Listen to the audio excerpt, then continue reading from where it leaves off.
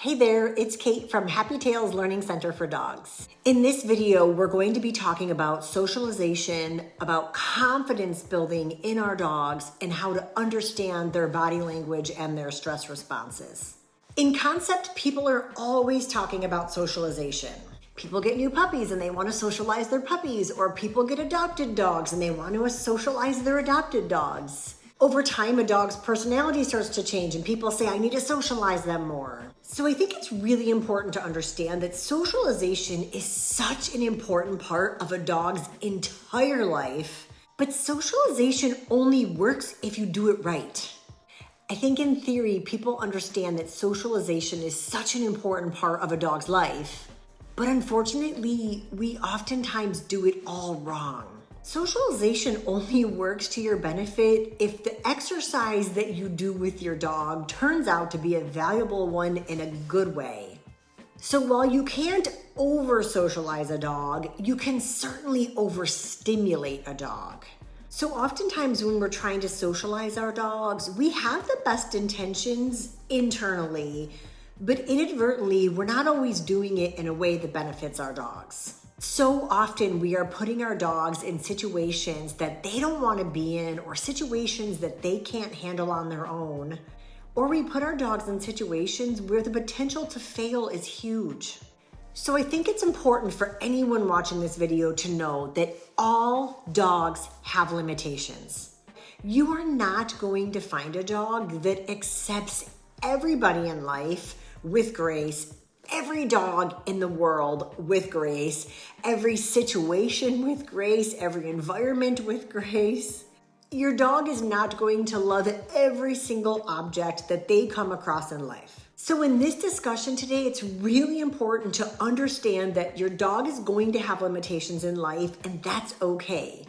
And while I think it's great that most people want to fix their dog and make them love their limitation, the reality is it's not always possible. But if your goal is to try to get your dog to a certain level of acceptance with its limitations, I'm going to help you with that today. So if you're watching this video today in hopes that one day your dog is going to love your uncle, or maybe you're looking for the perfect answer as to why your dog wants to attack the neighbor's dog next door. Or maybe your dog is petrified of the groomer or hates car rides. These are all limitations.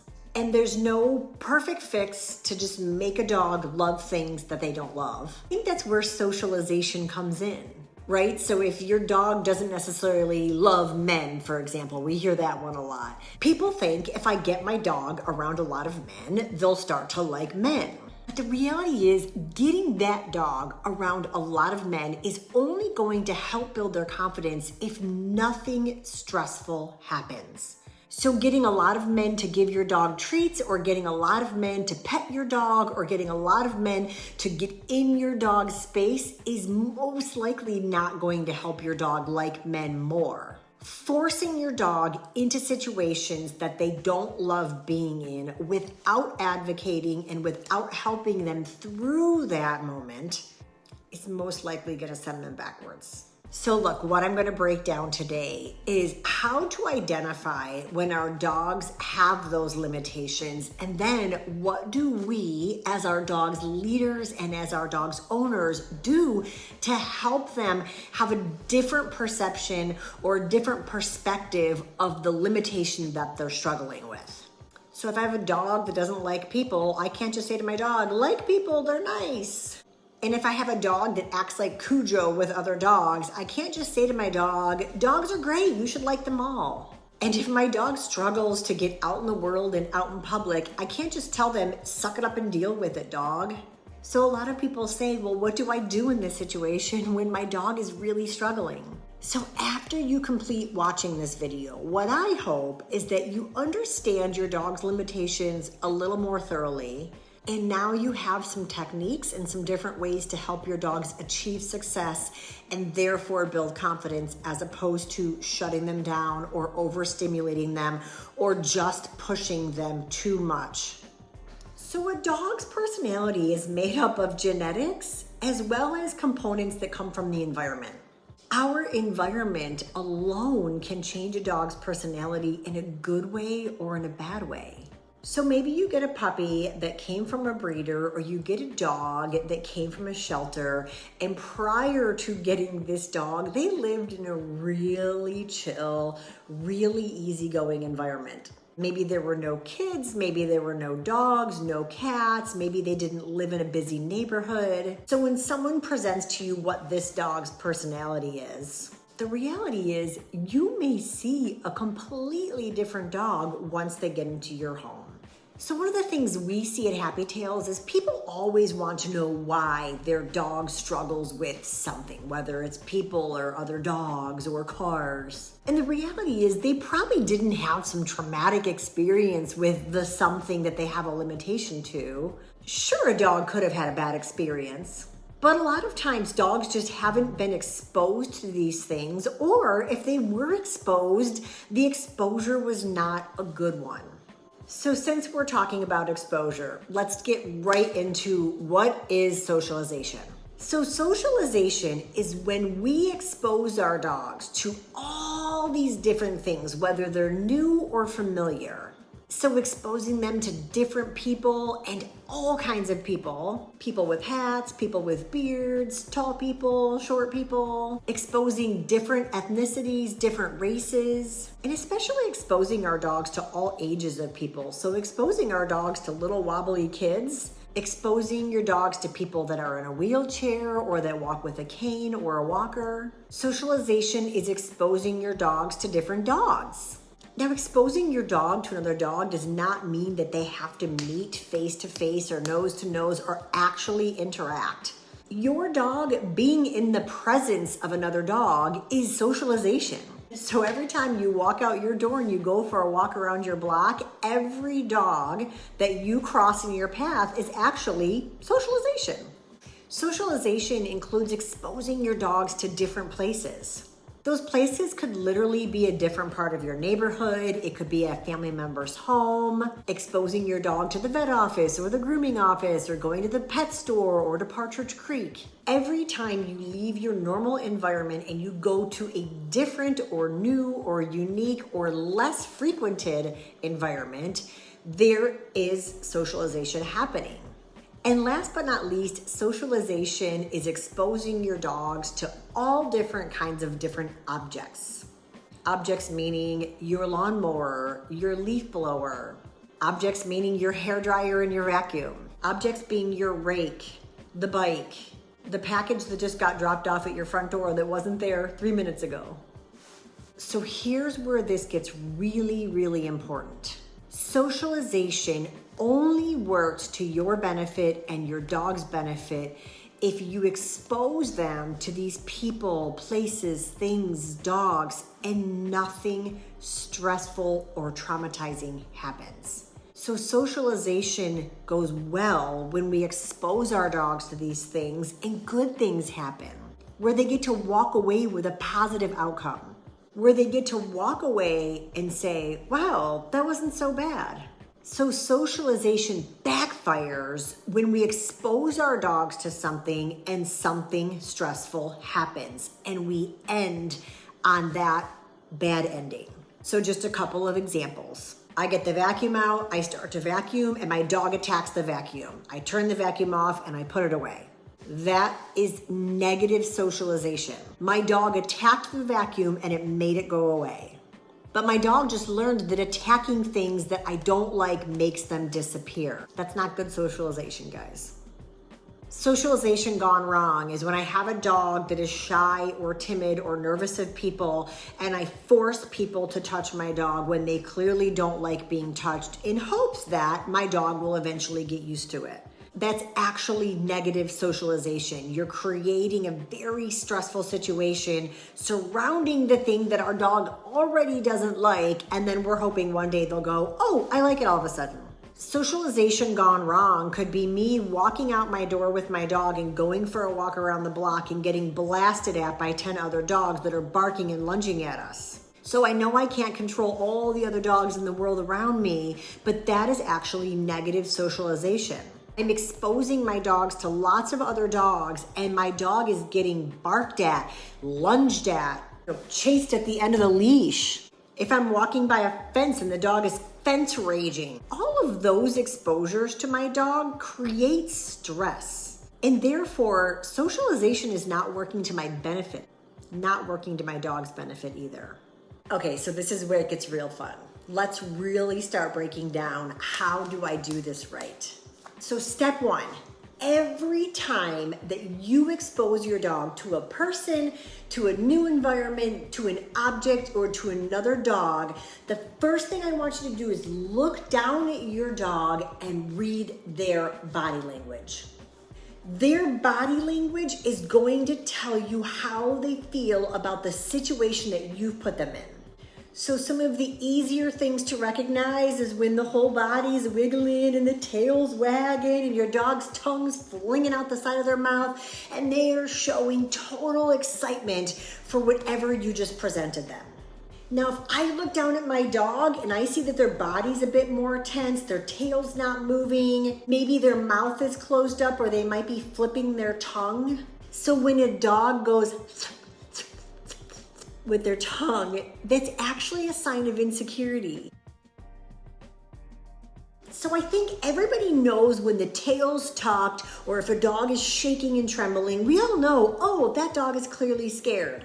But even the presence of the body being loose and flowy to going tense and stiff is an indication that they're not quite picking up what we're putting down.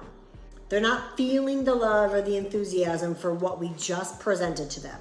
So if you're currently working with a Happy Tails trainer, I want you to really ask a lot of questions about body language if you don't feel like you're really good at reading it. Sometimes your gut just says, I don't think my dog is digging this. And if your gut is saying my dog is not enjoying this, trust it. So the reason it's so important to understand body language is because that is our first defense to understand how a dog is feeling about a situation that we're putting them in. The next thing is understanding how dogs respond to the stressful situations. So the body language is going to tell us how they feel, and then next we need to understand how they're going to react. So dogs typically respond to these socialization exercises or to the things that we expose them to in one of four ways. One response is a fight response. A fight response is typically a bark or a growl or a lunge. It can be as severe or escalated as baring teeth or snarling, snapping at the air, or actually making contact and biting. A dog's fight response is a way of a dog saying, make it go away. So a dog's fight response is its way of saying, whatever the stressor is, it needs to move away from your dog. Now a flight response is just the opposite. So a flight response is where a dog moves away from whatever is stressing them out or whatever is creating fear. A flight response can be super obvious where, let's just say you have a dog that's shy and a stranger walks in the door and your dog books it up the stairs, runs down the hallway and goes and hides in the bedroom shaking in the corner. That would be a super obvious flight response. But some dogs simply just move back a little bit, where the body language is super subtle. So it can be dramatic or it can be subtle, but you've got to recognize it. A flight response is a dog's way of saying, I'm uncomfortable, so I'm going to remove myself from the situation. So a third response that is so hard to recognize is what's called avoidance. The reason it's so hard to recognize it is because it almost seems like the dog doesn't care or they're unfazed. So an avoidance response is typically where a dog almost clambers up and just kind of looks the other way and says, I'm just gonna pretend like that thing's not there right now. Oh, yep, it's still there. I'm just gonna look over here. So a lot of times if a dog is approached by a stranger and that dog is not 100% comfortable or interested in interacting with that stranger, they might simply just turn their head. It's a polite way of saying, no thank you, I'm not interested. But a lot of times we don't even notice it. It's not dramatic, it's not real obvious, and it's not screaming from the mountaintops, get away from me. And then a fourth response to us introducing our dogs to people and places and things and other dogs is acceptance. Acceptance is where you expose your dog to something and they're cool with it. Acceptance is where somebody wants to go say hello to your dog and your dog totally accepts it and they say, great, pet me, reach for me, tower over me, I love it. So our dream goal whenever we are exposing our dogs to these things in the world is that they accept all of it. But the reality is they're not going to accept everything in life. So obviously, we don't want the fight response. We don't want the flight response. We don't want our dogs freezing up in nervousness or fear or panic. We want our dogs to just love everything that we throw their way. But the reality is, it's not always going to work that way. So anytime that you expose your dogs to a different person or a different dog or a different thing, or you're out in an environment, remembering step one, always look at your dog because they're going to communicate with you through their body language how they are feeling. So if we want to get our dogs to accept everything in the world, first, I think it's an unrealistic expectation. I also think it's unfair to ask that of our dogs, to just be cool with everything in the world. Because I can guarantee anybody watching this video, you have your limitations in life too. You might be fearful of flying even though you've never been in a plane crash. You might be petrified of tarantulas even though you've never been bitten by one. You might be like me and I was terrified of cockroaches before I even saw one in life. We develop our own fears and our own limitations for what? Oh, who the heck knows? But so the question is always asked, how do we achieve acceptance? How do I get my dog to be okay with the things in life that they're not okay with?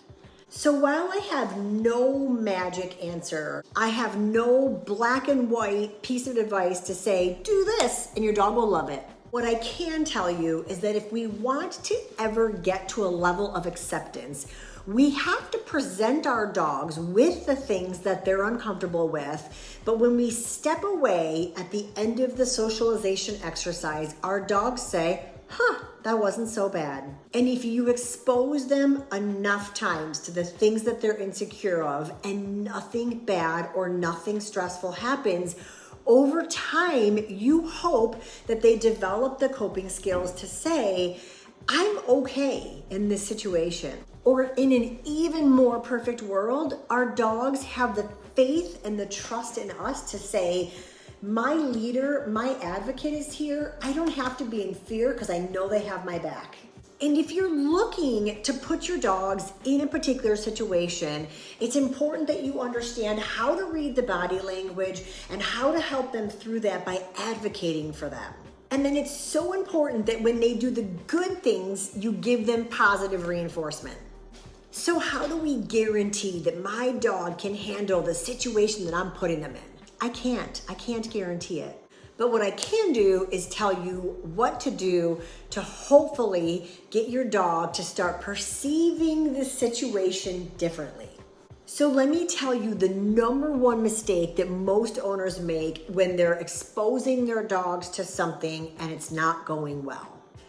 So I have a shy dog, my dad comes over, my dad wants to pet my shy dog is cowering in the corner, shaking like a leaf. Most people's response is to go sit on the floor with their dog, hug them, kiss them, cuddle them, baby talk them, pet them, and tell them, it's okay, you don't have to be scared of my dad, he's a nice guy. So guys, if you've already worked with Happy Tails at all, you know one thing. And if you're new to Happy Tails, you're gonna learn one of the most important pieces of advice ever. You only want to give positive reinforcement to the things in life that you want more of. So let me say that again in a different way. You only want to give positive reinforcement. Positive reinforcement being the thing your dog loves. They typically love treats, they typically love petting, they typically love baby talk, they love their favorite toy. So you only want to give those positive things if your dog is feeling and acting in a positive way. So you don't want to give any positive reinforcement to your dog when they are in a fight mode, if they're in a flight mode, if they're frozen up in fear. These are things that you don't want to tell your dog, I love that, give me more. Positive reinforcement, being whatever your dog loves, communicates to them that you want them to repeat what they're doing or what they are feeling every day, all day, for the rest of their life. So if my dog is shaking in the corner and trembling, and I'm hugging her and kissing her and holding her tight and telling her, it's okay, I love you so much, you don't have to be scared of all these scary things in the world. You're actually saying, yes, be scared. You're communicating fear wins. Fear is awesome, I want a lot of it. So guys, if your dogs are afraid of the fireworks, or if they're afraid of lightning or thunder, do not sit and hold them and pet them and cuddle them, because you're communicating that fear is awesome and that's exactly how they're supposed to feel. But the same rules apply if a car drives by and your dog's like, and they freak out and they spin around behind you and they're twisting and trying to get away. You don't want to stop and pick them up and pet them and tell them, it's okay, it's just a car.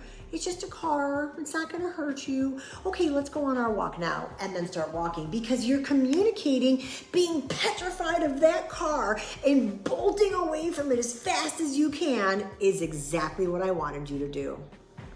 So one of the most important things, if you are looking to get your dog to accept whatever it is they don't accept, do not give reward to the bad behaviors that come along with that exposure. So then people always say, okay, so what do I do if my dog is shaking in the corner, or if my dog is fearful, or my dog is nervous, or my dog is clearly uncomfortable? So your number one job as your dog's leader and as their protector is always to advocate for them. So when you expose your dog and you look at their body language and you see their stress responses and you know this is not going well, the first thing I want you to do in that situation is say, how do I advocate for my dog? So advocating could be creating space. So creating space could be, if I'm walking and I have a dog that's uncomfortable with other dogs, rather than saying, I want training to make my dog be able to walk right by that dog and not care, we might not get to that level of acceptance with our dogs without first creating the space first and teaching them, I got your back. So creating space in that situation might be crossing the road and going down the other side, or even turning around and going the other direction. Sometimes creating space is when we recognize my dog doesn't like being approached by people, and people come over and want to pet my dog, and I say, thank you so much for asking if you could say hi to my dog, but no, he's shy, he doesn't like people saying hi to him. And now true advocating is when that other person doesn't respect your wishes to stay away from your dog and they want to come into your dog's space. You may need to turn around and move your dog, or step right in front of them and say, no, you may not touch my dog. I totally understand that sometimes it's uncomfortable to tell somebody, no, you may not pet my shy, insecure, nervous, fearful dog, but your number one priority is to advocate for that dog and not that person's feelings. So I'm not saying you have to be a jerk about it. So if somebody casually walks up to you and says, hi, can I pet your dog? You don't need to say, no, how dare you ask?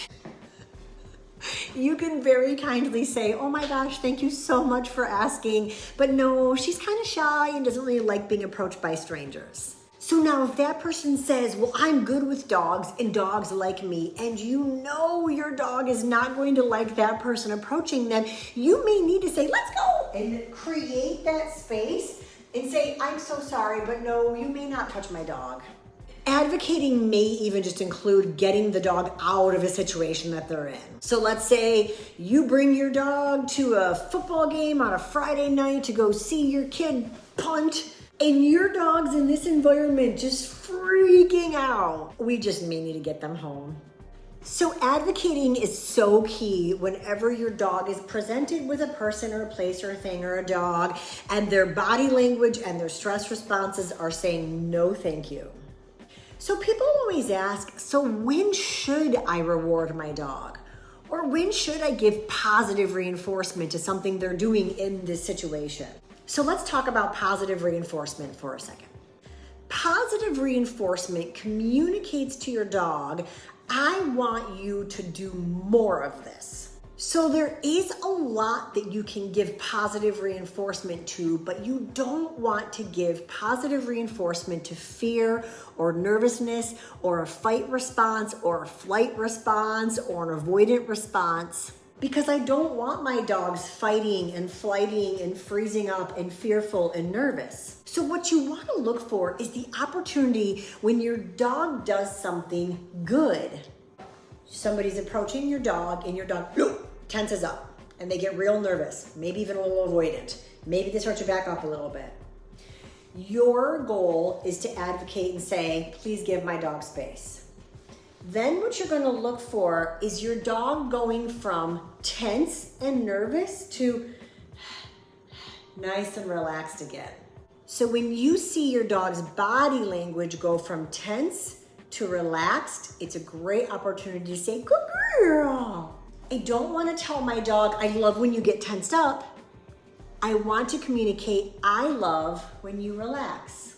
So you want to look for the moment that your dog chooses to show curiosity toward whatever just made them stressed out. So if a person is approaching and I look at my dog and I see them tense up and get nervous and fearful, and then finally they go, the next thing I want to look for is, do they show interest in who that person is? The way that dogs show healthy curiosity is with their nose and with their tongue. When dogs rely on their eyes and their ears, it's when we tend to get dogs that are explosive or reactive, or they respond in a fight mentality. So what I'm looking for is my dog to use their nose to air scent the thing that's being presented to them, or their tongue to go explore. So when a dog is showing healthy curiosity towards another person or another dog or an object or even an environment, ideally they're going to use their nose or their tongue. And when their nose is going, you'll see it. They typically will lean in. You'll see their little nose going back and forth. Sometimes the head will bob a little bit.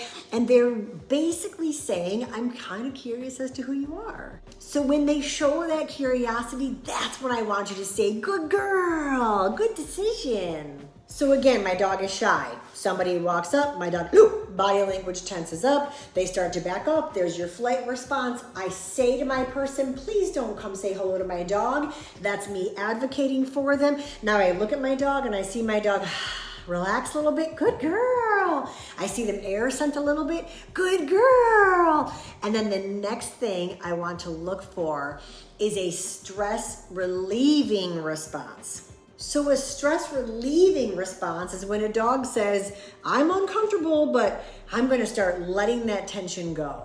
So it's no different than us. When we deal with a really stressful or complicated situation, or we come across a person that just really frustrates us, or we're on a walk and a dog comes charging out the front door, barking at us out of control, and we freak out and we get nervous and fearful of that scenario as well. We even have our own ways of relaxing all of that tension in our body. So for a lot of us, we learn how to breathe. Take a big sigh.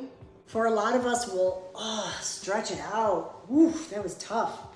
Well, dogs are no different. So one of the 4 signs that you ideally will look for whenever your dog is presented with something unique or different, if they get stressed out, look for a stress relieving signal.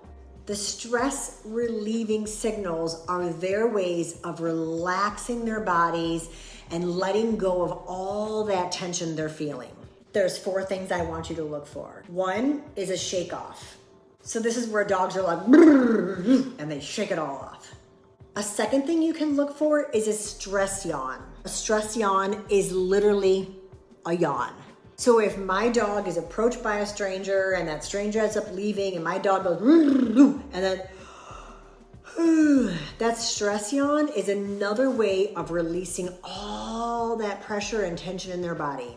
Another way that dogs relax that tension is the same thing that we do. A nice big sigh. And then a fourth thing you might look for in your dog after they've been exposed to something new or different or unique is if they start to stretch. So a lot of them will go into that downward dog and they'll stretch their limbs right after a stressful event happens. And again, it's just another way to release all that pressure and tension in their bodies. So anytime your dog is exposed to something, even if you interpret this exposure to go bad, what I want you to look for is look for the signs where your dog goes from, oh gosh, to, okay, maybe I'm okay. And you'll see that through their body language because they'll go from tense and all nervous and tightened up to more relaxed with the body language. You can always give positive reinforcement to that body language just releasing. But you want to give positive reinforcement to the air scenting or that sniffing, or if they move even a little bit closer and they show some curiosity, give that positive reinforcement. And then finally, look for those stress relieving signals. Every single time you see your dog shake off or yawn, or if they sigh, or if they stretch, even if you're not sure, is that because of stress or are they just stretching? Regardless, praise them. You don't have to give them a treat every time. You don't have to lean down and touch them every time, but you do need to be believable in your positive reinforcement. So if you're going to use your voice, make it believable. Your dog can't go through something stressful and then get out of it and then relax and you say, good boy. Not believable. And if your dog goes through something really stressful and then comes out of it and they relax their body, you can't say, good job, and give them a pat on the head. So if I know my dog just made a hugely awesome decision, my shy dog, usually when somebody walks in, she barks at them, and this time she didn't bark. She kind of froze up and then air scented. I have to be excited about that and say, good girl, that was so good. Because my dog trusted me and was brave in that moment. And it may not seem like a big moment to you, but it's a big moment to them. So the praise and that positive reinforcement has to be genuine and believable. So this is the hard part about being a dog owner. Exposure and socialization situations are happening every single day. When you go on a walk, new things are presented. If your dog is able to look out the window and see the world passing by, new things are presented. So if you have a dog that seems to struggle with a lot more in life, we probably need more structure, more advocating, more watching, more supervising, so that when we see our dogs respond to something stressful, we can step in and advocate or help and give the positive reinforcement to the good stuff. So to recap all of this, socialization is exposing your dogs to anything that is new or different in that moment, whether it be a person, a new place, a new object or thing, or a new dog. The first thing you want to do when you expose your dogs is to look at their body language and understand how they're feeling. And the next steps are either going to be to give feedback, all the good stuff they're doing, or advocate if they're overwhelmed or overstimulated. So if we put our dogs in a situation that's too much, go ahead and get them out of that situation and then wait for those opportunities for the body language to release or those stress signals to happen where our dogs shake or yawn or stretch or sigh, where we can say, yeah, good job, and give that positive reinforcement to relaxation as opposed to giving positive reinforcement to fear or nervousness or insecurity. So you now have all of the basic information on how to do socialization right. In the rest of this video, I'm going to give you guys some examples of socialization with dogs, with people, with objects, and with new environments. So if you want to stick around for more learning, you got a little bit further to go. So in the second part of this video, I'm going to start breaking down examples of socialization exercises and some do's and don'ts when it comes to interacting with people, with other dogs, in new environments, and with objects. This is Wasabi. You'll see her later in the video. I'm going to start with people socialization first. So there's somewhat of two categories when it comes to dogs interacting with people. You've got most puppies and your adult dogs that are happy-go-lucky and they love everybody. And then you've got your dogs that can be from a mild form of shy or timid or nervous of people. And then you have your really extreme dogs that are super timid of people. So anytime that somebody says, "May I pet your dog?" this is where it really comes down to your dog's personality, the setting or the environment that you're in, and of course, looking at their body language to see if they're showing healthy curiosity toward the person that's asking. So I want to start with our puppies and our happy-go-lucky dogs first. So my personal and professional recommendation is if somebody asks to pet your dog and your dog loves to interact with people, it's okay to be selective and sometimes or oftentimes say no. Now, you don't have to be rude about it or be weird about it. You can just politely say, "Thank you so much for asking, but not today." So people always ask, why would I say no if my dog loves interacting with people and wants to say hi to people? So two reasons. So the first reason really is behavioral. The more that your dog gets to interact with people in a hyper or excited or overstimulated way, the more likely they are to exhibit poor behaviors like jumping, thrashing, mouthing on other people. Everyone that comes to Happy Tails, they always have the goal of better manners around people. So the very first thing that I always tell people if they want their dog to be controlled with people is that the people have to be controlled with the dog. So most people walk up to a dog, they look at a dog in the eyes, and they walk up to him and they jam their hand in their face to sniff, and then they say, "Oh my God, you're so cute and you're so adorable. Oh my God, I love you so much." And what this does is it overstimulates our dogs and it creates chaos and it leads to bad behaviors.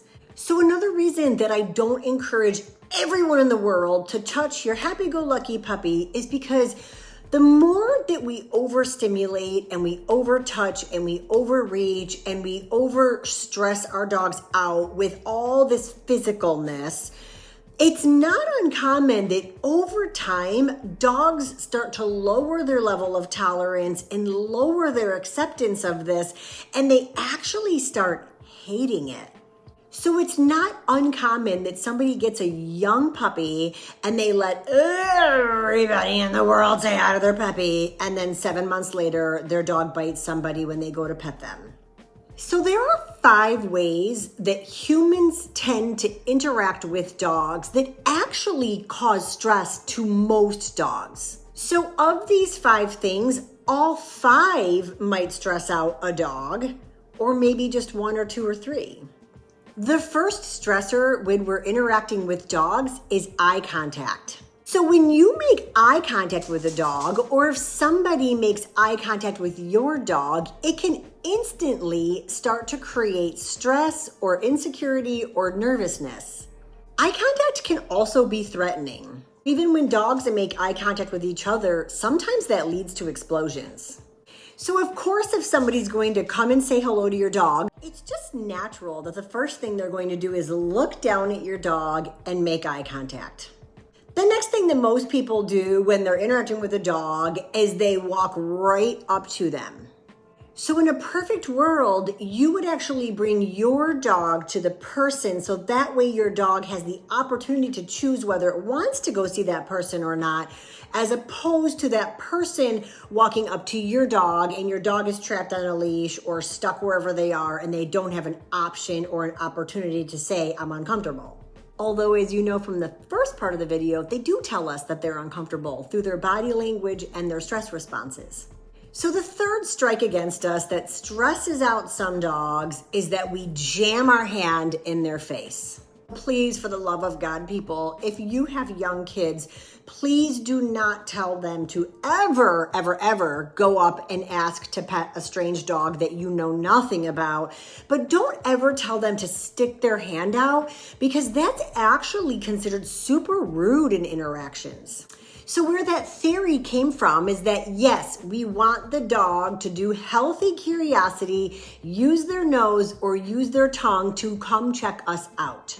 But remember that we want it to be on the dog's terms, so we want our dogs to walk up to the person and check them out, not have us go crowd their space and jam our hand in their face. Fun fact, this is the #1 body part that gets bit by dogs most often. And the reason is we're constantly jamming it in their space. And the sad reality is that a lot of owners aren't advocating and aren't looking at body language, and they're not reading the cues for their dogs to say, I don't like this.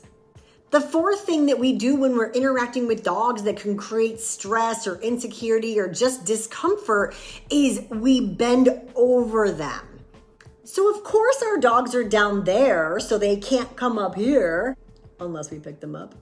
So the motion of towering over a dog can actually create a lot of insecurity and a lot of stress. And then the last thing that we do wrong when interacting with dogs is our hands come from up top, and as we're towering over them, we're reaching in for their head. So we're still on our happy-go-lucky dogs that love people. So if somebody asks to interact with your dog and you want to let them, people always say, so what's the right way to do it? So remember from the first part of the video, you always have to look down at your dog and read their body language and see if there is any sign through their body language that says, I'm uncomfortable with this. Because if there's any indication through body language that they are uncomfortable, the answer needs to be no, you may not pet my dog. But if everything looks through body language 100% totally in acceptance, and you want someone to interact with your dogs, give them instructions of how to do it. So the first thing I want your dog to do is on their terms, go up to the person and sniff them. So your dog gets to leave the space that they are in and go to the space that the stranger is in. But it's really important that you keep looking at body language to see that as they get closer to this stranger, are they still in acceptance and having a totally grand old time checking this person out? And if at any time the body language changes or stiffens up, or you start to see these cues that your dog's not loving the interaction after all, you need to be the advocate that removes your dog and separates from the person. So while there's no magic answer of how to interact with a dog, what I do always tell people is that the person that wants to touch your dog should always be very calm, very polite, and very gentle. So give instructions of how you would like them to interact with your dog. So it's okay to say, sure, I would love for you to say hi to my dog, but first I'm going to bring my dog to you to sniff you and just check you out. Then give them permission to when they're able to start interacting with your dog. And remember, only if your dog wants it. So tell the people, when you interact with my dog, do me a favor and stay calm and pet really slow and massage-like. So if someone's going to interact with your dog, have them interact really calmly and gently. The more calm and gentle that we are, the more likely that our dogs will be calm and gentle. What most people do is, oh my God, you're so cute! Oh my God, you're such a cute little puppy! Yeah, you're so cute! You're so cute, yeah! So prime example, you saw it firsthand when I'm gentle with Wasabi, she's gentle with me. When I start getting rough with Wasabi, her mouth instantly opens up to start biting. So you really want people to be as gentle as possible and as calm as possible. So when I talk about massage-like praise, I really mean literally give the dog a massage. So as you can see, Wasabi seems to enjoy this interaction. But as your dog's advocate, it's really important that if at any time something changes in their body language or the stress response comes out, being fight, flight, or avoidance, that you need to step in and say, okay, we're done. And again, you can be really polite about that. So now let's talk about our dogs that we already know don't love being approached by people or strangers. So let me tell you firsthand that I own 3 dogs, and 2 of the 3 dogs that I own don't love being approached by strangers. They're both shy. This dog loves to be approached by strangers, but most of the time I say no, because when she gets really excited, she turns into a little shark dog like you guys saw, and I don't want to encourage that behavior. So again, if I do let somebody pet her, I'm always going to give instructions on how. For my other 2 dogs, for their entire lives, if somebody has said, may I pet your dog, I have always said no. Now again, I'm not like, no, you evil person for asking. I literally thank them for their interest in touching my super cute and adorable dogs, but I just explained they don't love being approached by strangers. In fact, one of them was surrendered to a rescue for biting people. And I don't want to put people in that position, nor do I want to put her in the position to have to go into a fight mode. So the answer is no. So this is a hurdle I come across a lot. People say to me all the time, but I feel bad saying no, or I don't want to hurt their feelings. This is one of my shy dogs, by the way. Or I don't want to hurt their feelings. People worry about offending somebody else by saying no. Your number 1 priority is your dog, and you must advocate for your dog literally all the time. So guys, if you already know that you have a dog that doesn't like being approached or touched or interacted by strangers, please find the confidence in yourself and the trust for your dog to say no thank you, and feel free if you want to give a reason why. For a lot of our dogs, they might be tolerant of somebody interacting with them, but they may not like it. Intolerance can wear off. So the more that we keep putting our dog in a position where they don't like being touched by people, or even our happy-go-lucky dogs, if we do those 5 things over and over and over and over and over again, it may not be as enjoyable down the road. Our dogs may eventually say, gosh, I don't really love this as much as I used to. It's becoming tiresome. This is what starts to happen to our happy-go-lucky dogs when all of a sudden you start to notice changes in them and they don't seem to like people as much anymore. People come to us all the time and say, I swear to God, nothing bad or stressful happened to them. The reality is, dogs that don't love people most of the time either weren't properly socialized with people, or people loved them too much with constant touch and constant reaching and constant interaction, where their body language was communicating, I'm not interested in this. And for a lot of those dogs, when the tolerance starts to wear off, this is where our stress responses start to kick in, and we see fight or flight or avoidance. And then you guys come to us and say, fix it.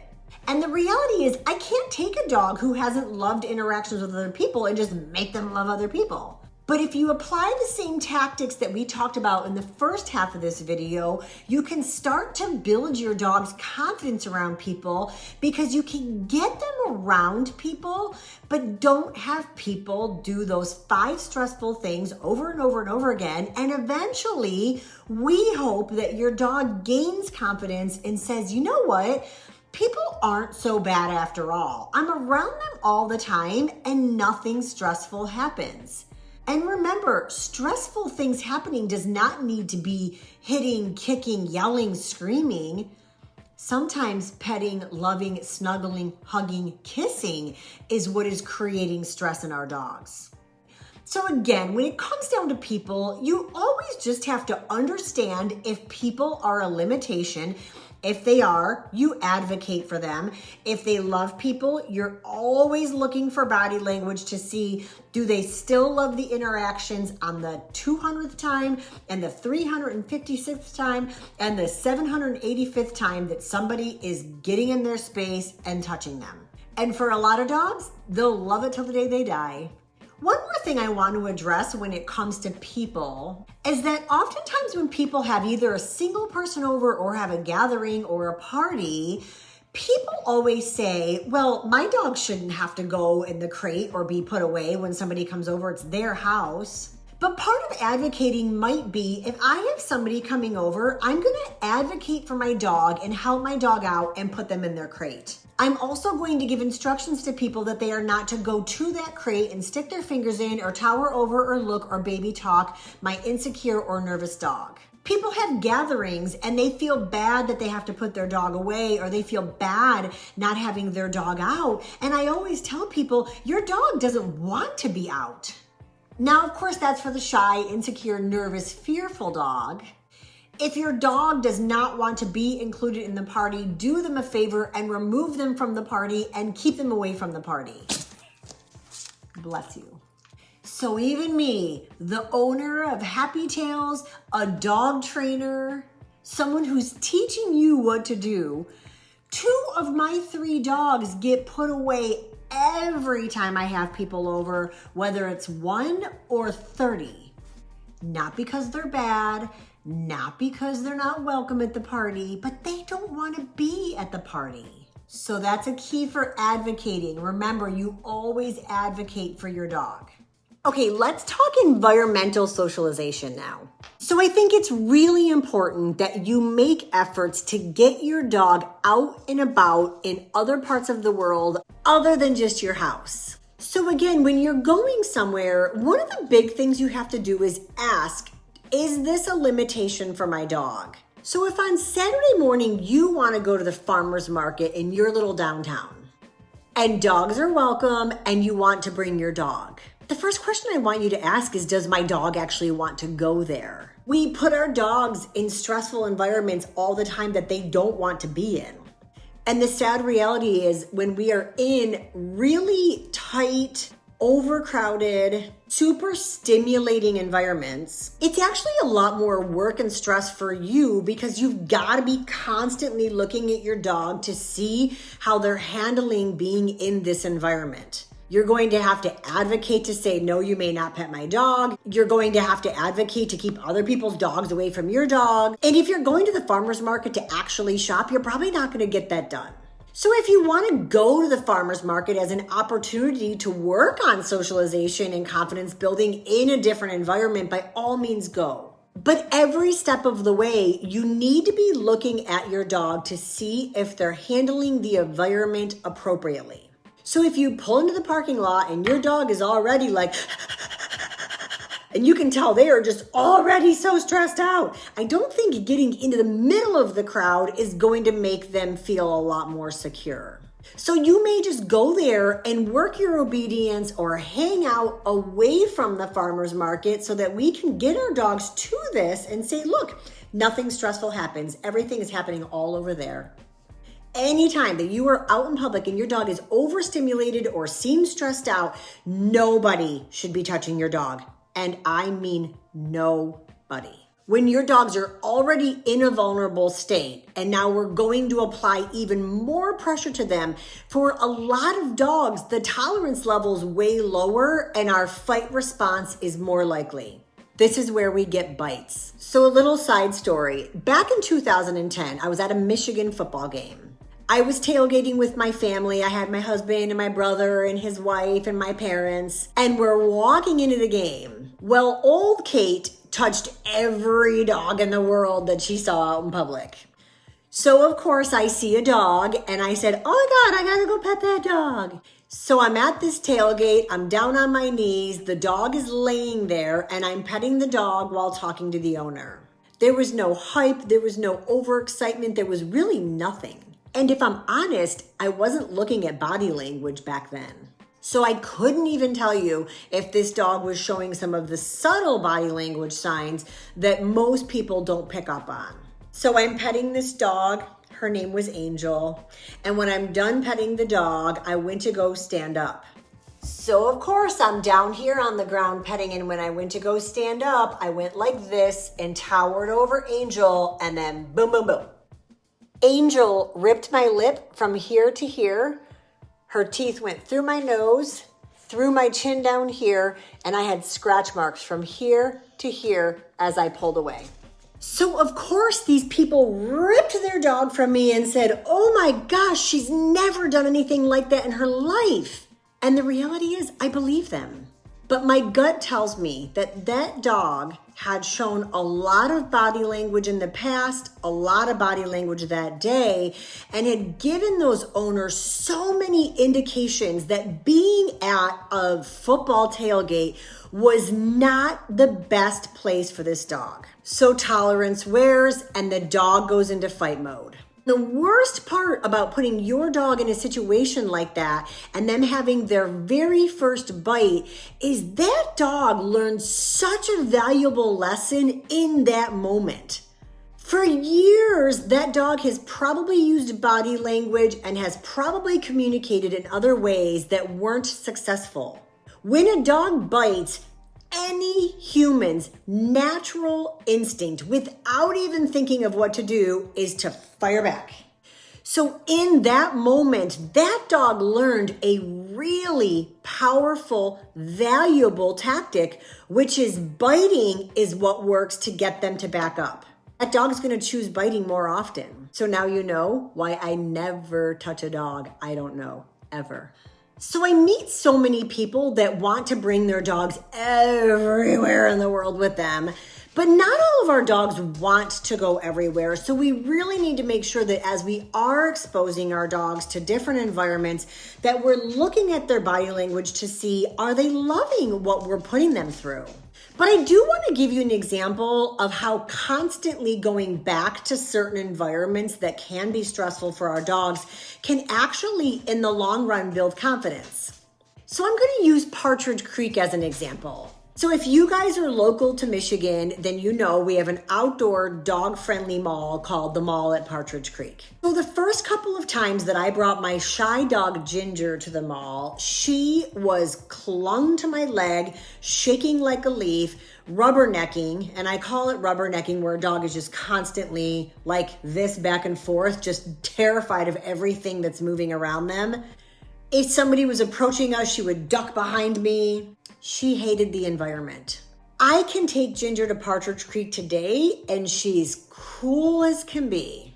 She's calm, she's comfortable, she's confident. So how do you do that in an environment? So using Partridge Creek, what I started to do with Ginger is I would bring her to Partridge Creek when the mall was actually closed. This way the music was not on, people were not there, doors were not opening and closing.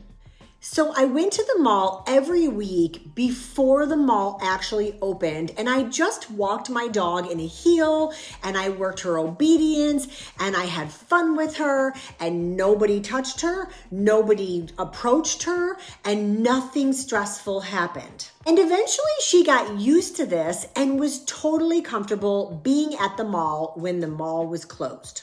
So my next step to building confidence was getting to the mall like on a Sunday morning at 11 o'clock just as the mall was opening, or during the week at 9 a.m. just as the mall was opening. So now there's a little more activity, but it's definitely not hustle and bustle. So I did the exact same thing in those little moments of activity where I worked her obedience and we had fun. And of course, anyone that said, may I pet your dog? Always I said no. But I also just kept my head on a swivel. And if I started seeing like somebody was coming toward me that looked interested in Ginger, I'd go a different direction. I would avoid all interactions with people. Now, now and then there was that one that I missed or someone that came up from behind me that said, may I pet your dog? And of course, then I had to go into the no thank you and here's why. So once Ginger got really comfortable walking around Partridge Creek Mall when the mall was just opening, I started going on like a Tuesday afternoon, where now there's more activity, but it's not quite the activity of Saturday afternoon. We repeated the steps by going there in the middle of the day, and then we escalated to going in the evening during the week, so not Friday night or Saturday night, and we worked in those elements until she was totally comfortable. And guys, I'm going to tell you, it took about a year, so let's call it about 52 visits, before Ginger was literally 100% in acceptance at the mall. Now guys, that being said, if I go to Partridge Creek Mall on Saturday, I don't bring her. There's so much stimulation that I have to worry about, but there's so much stimulation that I don't think she wants to be part of anyway. So as her leader and as her advocate, I'm going to keep her home. And I'm not going to feel bad about it. In fact, I'm going to feel good about it because I'm doing her a ginormous favor. So please keep those steps and those thoughts in mind when you're starting to bring your dogs to different environments. Start small, start from the outside, and don't add extra pressure. Okay, so now we're gonna get to the really fun topic, which is dog socialization. So look, I believe that most dogs that want dog friends, that's the key, have a better life when they can socialize and interact with their own kind. But we also have to keep in mind that not every dog wants dog friends. And if they don't want dog friends, for the love of God, please stop forcing dogs on them.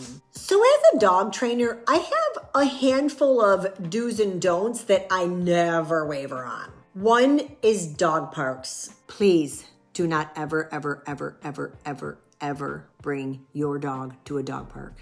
They are unregulated, they are unsafe, and they are unmanaged by people that know how to manage dogs. In my opinion, they're literally the most unsafe place for dogs. A large percentage of people that go to dog parks go because they either have a dog that's unsocialized and they think if they throw their dog in a dog park, they're just gonna love dogs, or they're high-strung, hyperactive, anxious dogs and people go to the dog park to burn off energy. Energy between dogs is never a recipe for good stuff, and overstimulated, amped up, hyped up dogs are often the causes of dog fights. So on the same subject, I'm actually not the biggest fan of doggy daycares either, because the same rules apply. People bring unsocialized dogs, overstimulated, hyperactive, anxious, neurotic dogs to daycare to burn off energy and to socialize them. So I want you to stop for just 1 second and think about something in the world that you are petrified of. So it could be spiders, tarantulas, frogs, snakes, cockroaches. So go ahead and think of something you're terrified of. Okay, you got it? All right.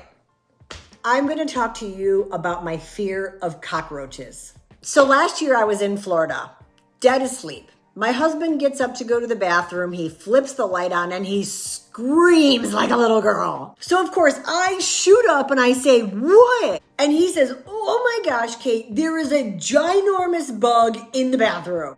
So I don't even see this bug and I'm like, "Ah!"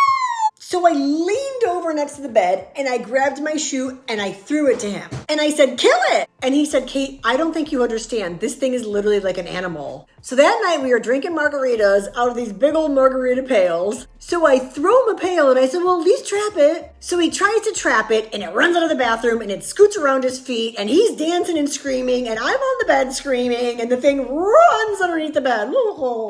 I can think about it now. So, okay, side note, this was the very first time in my entire life I've ever seen a cockroach or interacted with a cockroach. I've had no negative experience with a cockroach. I've had no traumatic experience with a cockroach. I just have this perception of cockroaches that I don't like. I say this because there's a lot of things in our dogs' lives that they don't like, and it's not necessarily because anything bad or traumatic happened with it. They just don't like it. Okay, so going back to my cockroach story. So I'm crazy, I get it. Okay, so the point of my story. So the cockroach was in the bathroom.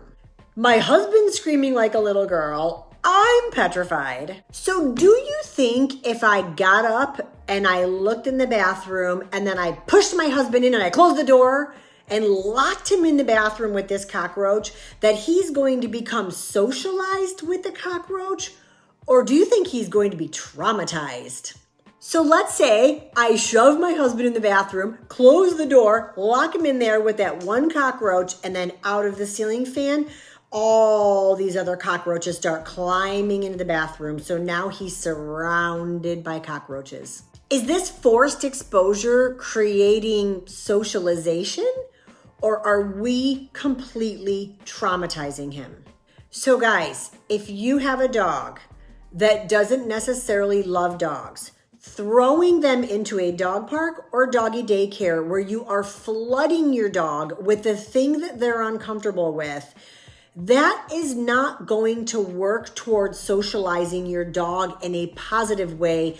You're more likely to start seeing trauma.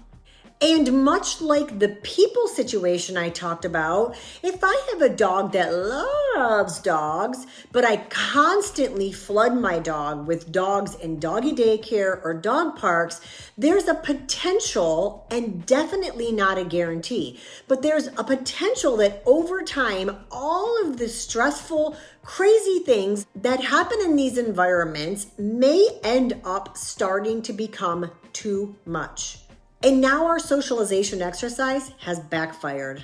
Again, as with people, our dogs may start to lower their tolerance or their threshold for the amount of BS that happens in those environments, and they may eventually escalate their tactics to fight responses where now we're kicked out of doggy daycare because my dog attacked another dog. So again, guys, none of this is a guarantee, but it's the reason I don't love the environment. My dog, Wasabi, loves other dogs. She loves puppies. She's played with a bunch of my neighbors' dogs. But the thing is, she doesn't love every dog that she's ever met. It's a little hard to tell when you were looking at her earlier, but she's a little dog. She's about 26 pounds. Big dogs that are docile, she's great with. Big dogs that are crazy and super exuberant terrify her. It's just too overwhelming for her. So through interactions, I've realized what types of dogs she does well with and what types of dogs she doesn't love as much. In doggy daycare, they're all there. So I touched on this in the beginning part of the video, that every time your dog comes in any kind of contact with another dog, even if it's just seeing them across the street, that is actually a moment that may be impressionable. So my dogs go for a walk every single day, and every single day we pass dogs. Some are on a walk on a leash. Some are actually on a walk without a leash because they were Happy Tails trained. Some of the dogs are inside their house at the window or the door. Some dogs are in a tie-out in their front yard or their backyard. And some dogs are inside of an invisible fence or behind a physical fence in their backyard. So when Wasabi was a young puppy, it was really important that I was really careful about what houses I walked by when I went on my walks through my neighborhood, because remembering that every moment that a dog presents itself to my dog is a moment of socialization.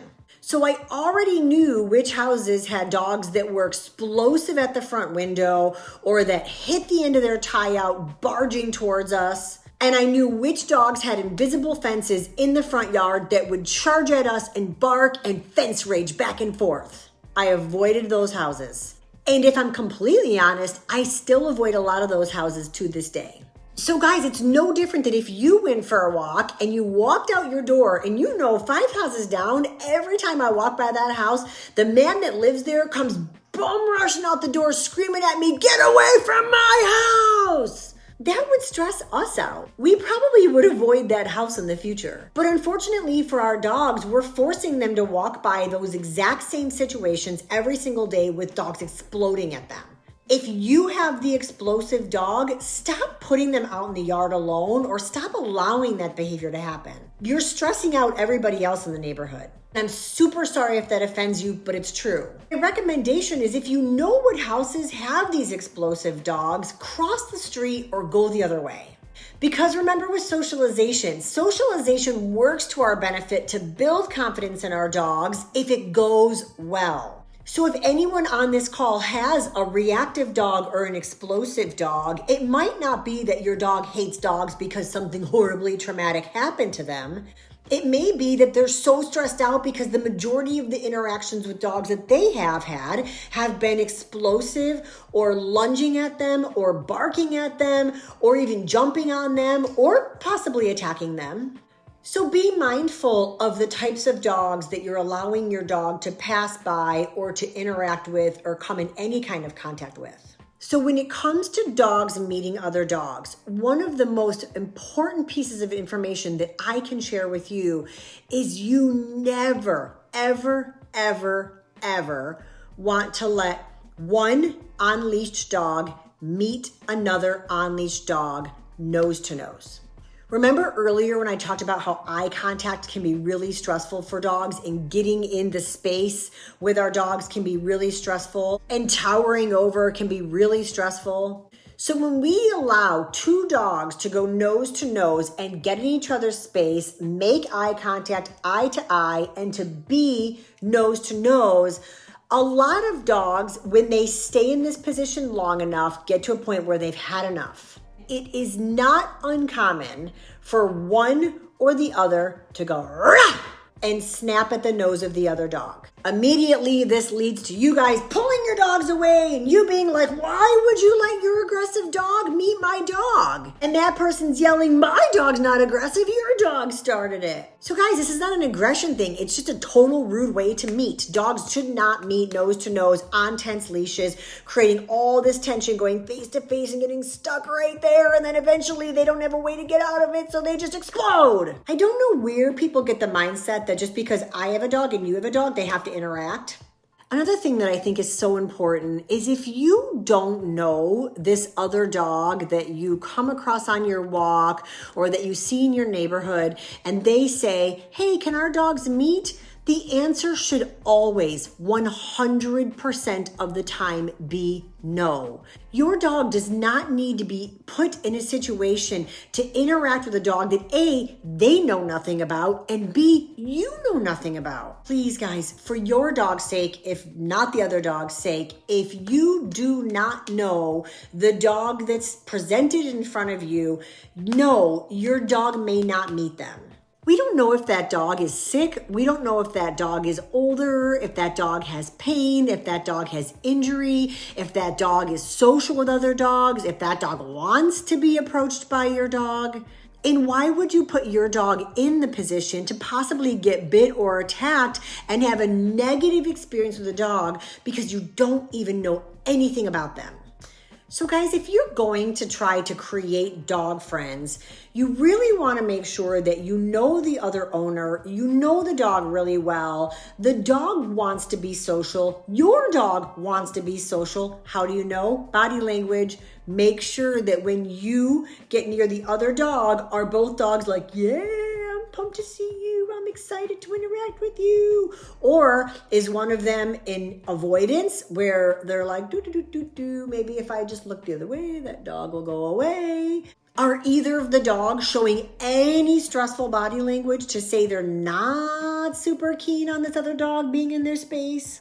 It's a big responsibility to let your dog interact with another dog, so be selective about it. So I do want to bring up one more thing when it comes to dogs. So let's say you do go to Partridge Creek or you go out on a walk in your neighborhood and something bad does happen. The list could go on and on. A dog busts out the door and goes after your dog. A dog is lunging on a leash and the owner can't control him, so the leash slips out of their hand and the dog comes busting to your dog. Or you're walking by a house and you're not expecting it, but all of a sudden this dog comes tearing around from the backyard and they have an invisible fence and that dog's at the fence and you jump out of your skin, but so does your dog. People always say, so what do I do when this really stressful thing happens? So remember, going back to the first part of the video, get your dog safe and out of the situation. And then you don't want to hug, coddle, kiss, and baby talk them while they're shaken up or while they're still maybe a little bit in this like frozen state of mind of what the heck just happened. So if you're on a walk and this dog comes busting at you, just say, let's go, and start moving and get your dog right out of the situation, but take ownership and leadership and be confident about it. And your dog might be like, oh my God, did you see that crazy dog? He came out of nowhere. And yeah, you're feeling it too. I get it. But what you want to do is you just want to move and walk and wait for the moment that your dog gives the signals to say, I'm relaxing. Ooh, let's go, buddy. Let's go. Let's go. Come on, buddy. Let's go. You got it. Good job, buddy. Let's. Good girl. Good shake off, Pickles. So remember, if your dog's like, and they're still petrified 4 houses down, just keep walking until they shake it off or yawn, or they might stop and stretch, or you might hear in their voice. If you see any of those stress relieving signs, that's when I want you to say, good girl, good decision, good shake off, good whatever you want to say, but just be believable. This is where you're teaching stress coping skills, because you're teaching your dog, get out of the situation and then bring down your energy levels and relax all the tension. That's what I want you to do. I know moments like those, it's easier said than done, but work towards it. It's a work in progress always. So last but not least, I want to start talking about object socialization. I actually find that objects are the best way to build your dog's confidence, as opposed to with people or dogs or environments, because most objects you can control. So the puppy watchers that are viewing this, you have to remember that everything in the world is brand new to your dogs. When you get the vacuum out, or if there's a package at the door and you bring it in and you put it on the floor by your door, that's new. If you get a new flower pot, it's new. You get a new couch, it's new. So if you remember from the first part of the video, it's really important for dogs to use their nose and their tongue to explore the world around them. That's how dogs show healthy curiosity, is by using their nose or using their tongue to go sniff something or lick something. So you can do socialization starting at any age, but man, if you've got a young puppy, you're in the glory times, and by far the most important time of their life to socialize, which is those really early stages. And remember, socialize, not overstimulate. So I do think it's important to get objects out like a rake or a broom. Get out your vacuum, pull out your hairdryer, and encourage your dogs to sniff or lick these objects. You'd be mind blown by these big dogs that are terrified of just basic objects. I once had this massively large, like big bad Rottweiler that came to Happy Tails, and he was walking through the room and there was a hula hoop on the floor, and man, oh man, you would have thought that thing was a ring of fire. He bucked and jumped and pulled away and was choking himself to get away from a hula hoop that was literally laying on the ground.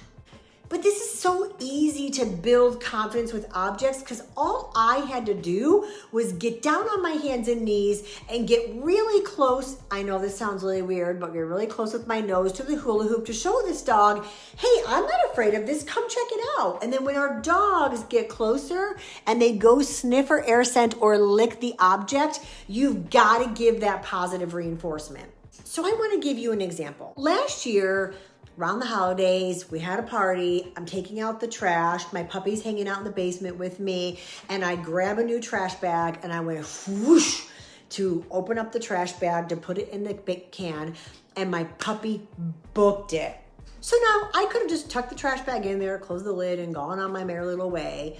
But this is an opportunity to stop what you're doing and build your dog's confidence by encouraging them, by motivating them to go back towards that bag and check it out. Okay, you guys can all see Wasabi here, right? Soon as I got this, she perked up. Good girl. So I just got some cheese. So this is my lure to build her confidence. I'm gonna convince her to get closer.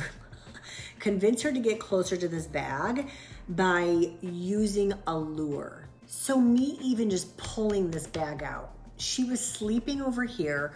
She gets up, walks away. She's pacing back and forth to get away from the bag. Good girl. So I'm using cheese to my advantage right now to build her confidence to get closer to it, right? So I'm bribing her. Debbie, let's go. Let's go. Ginger, no. Debbie, let's go. Good girl. Good girl. What is this? There's a flight response, right? So as soon as I touch the bag, she moves away. Debbie, let's go. Ginger, no. Good girl. Here we go. There it is. Good girl. Good girl. Very good. Look at you. Good job, Sabi. Good girl. Very good. Flight response, right? So I don't know if she assumed this was the bag, but she loves cheese, but that was a flight response.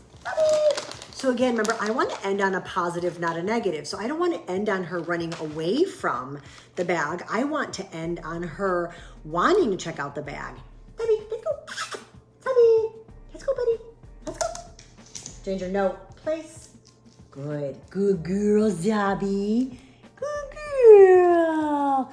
So I'm putting putting the cheese on the actual bag so that now if she really wants that piece of food, she's got to go to this scary bag and get it. Oh, good girl. Oh, good girl.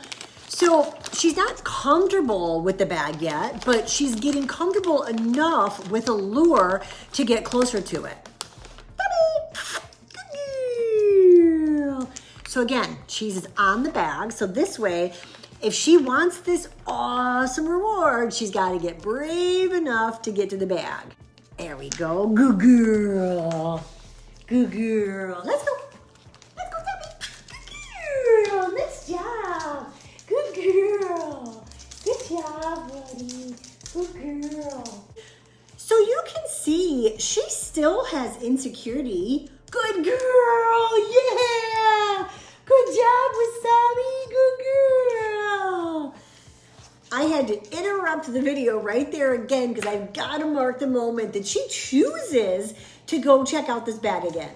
So guys, I encourage you to stop and take the time that anytime that your dogs are exposed to some kind of object and they're like, whoa, whoa, whoa, whoa, I'm not so sure about that. Stop what you're doing and go get them to explore that object. So now, exploring the object is not dragging them to the object. So in a perfect world, you're not forcing them to go check, good girl Wasabi, to go check out the bag.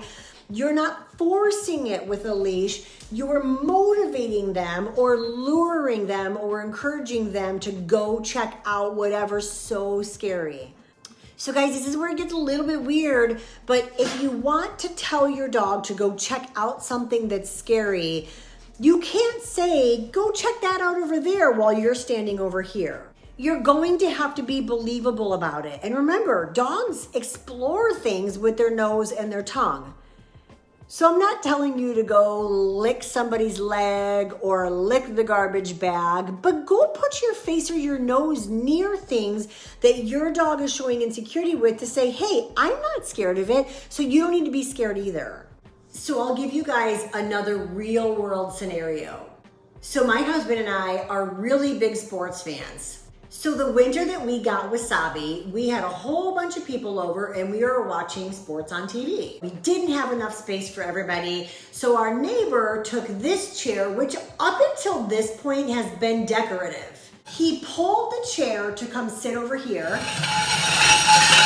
like this, and Wasabi freaked out and booked it and ran away.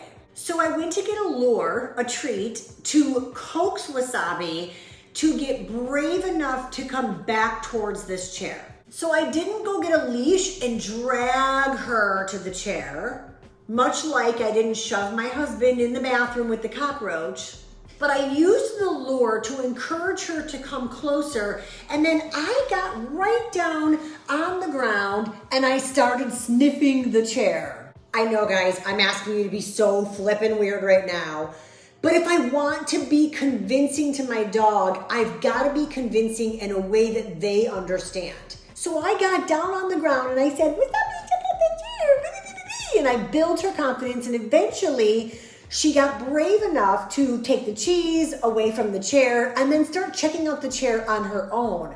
And remember, when she did that, I gave her the big puppy party and said, "Yeah, good girl." And we could end on that, and my neighbor could sit on the chair. It doesn't mean that she now loves the chair moving and making noise, but in that exact moment, I don't want to end on a negative. I want to end on a positive. So when I watch people doing object socialization, they give me examples like this, and then they say, "Well, I was telling them, check out the chair. Come on, check out the chair." But if I'm not even brave enough to get near this chair, how would I expect my dog, who's terrified of it, to get near the chair? So guys, anytime that you see your dog get nervous or scared or fearful of an object, stop, take the time to get them to explore that object and check it out, and then remember to give feedback, and it's gotta be believable, and always end on a positive.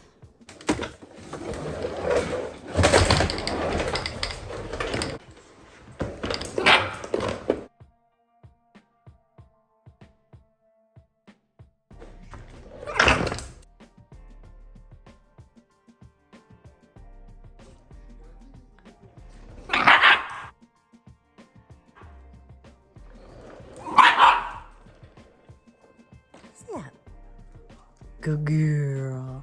Good girl, Pickles. Good job. Good girl. That was good this evening. Oh. Nice job, Pickles. Good girl. Good girl. Pickles, good girl. Good girl. So obviously on videos like this, I don't get to touch on every scenario or everyone's specific situation. So if you're working with a Happy Tails trainer, please reach out to them and ask advice if you're still a little unsure of how to deal with a certain situation or a certain issue or any socialization or confidence building topic. If you've made it this far, thanks for sticking with me.